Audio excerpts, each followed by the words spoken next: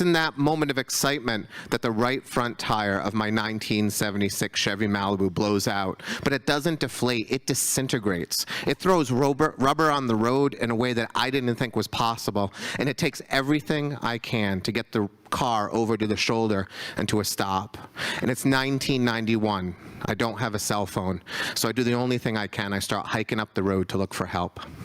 7 hours later, after giving all of my money to a half-naked mountain man named Winston, I have a bald tire on my car and I'm heading home when I look at the instrument panel and I see that I have no gas. And all of the money that I have is in Winston's hand. And it's 1991. I don't have a credit card. I don't have an ATM card. I don't even have a checking account. And so I take the next exit and I roll my car into a Getty station.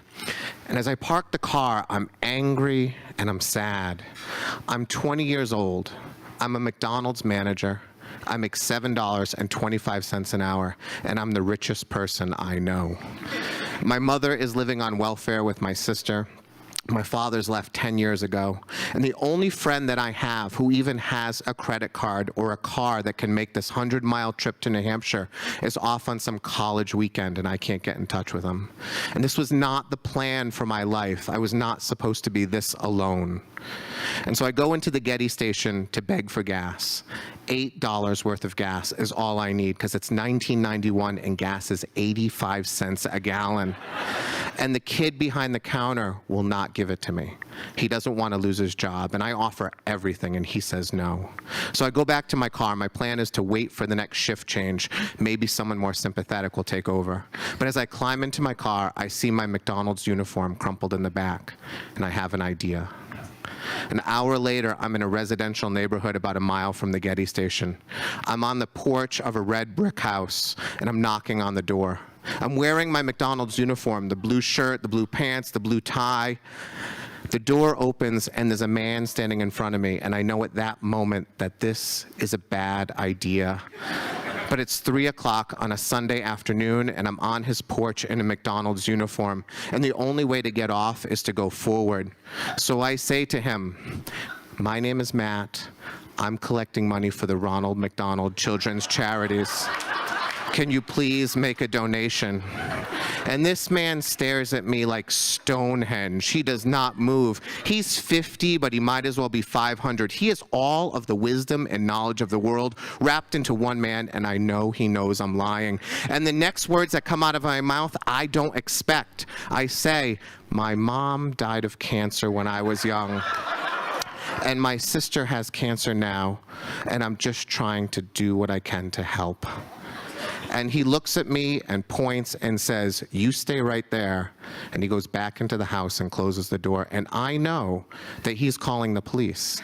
And I'm going to get arrested for stealing money from McDonald's, which ironically 2 years later will actually happen. But not on this day.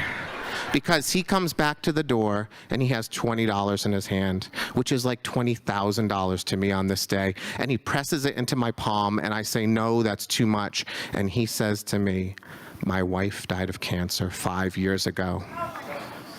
And I think this is a really bad idea I had. And before I know it, I am sitting on the porch with this man, and he asks me about my mother died of, and I say breast cancer because it's the first one that pops to my mind.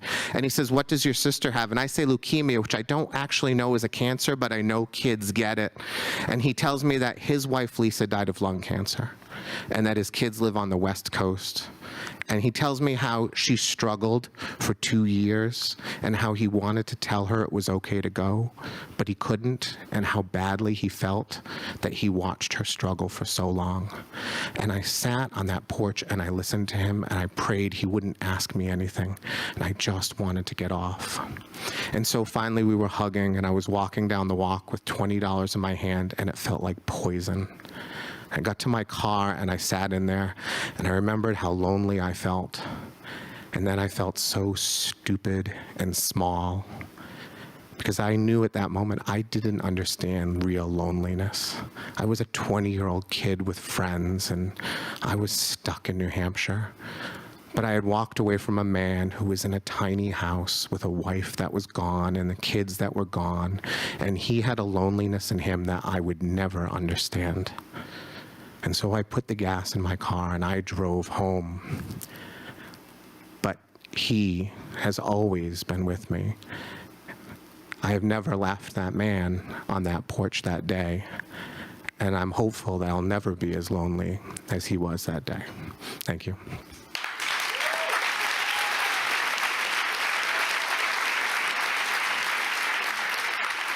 Keep it going for Matthew.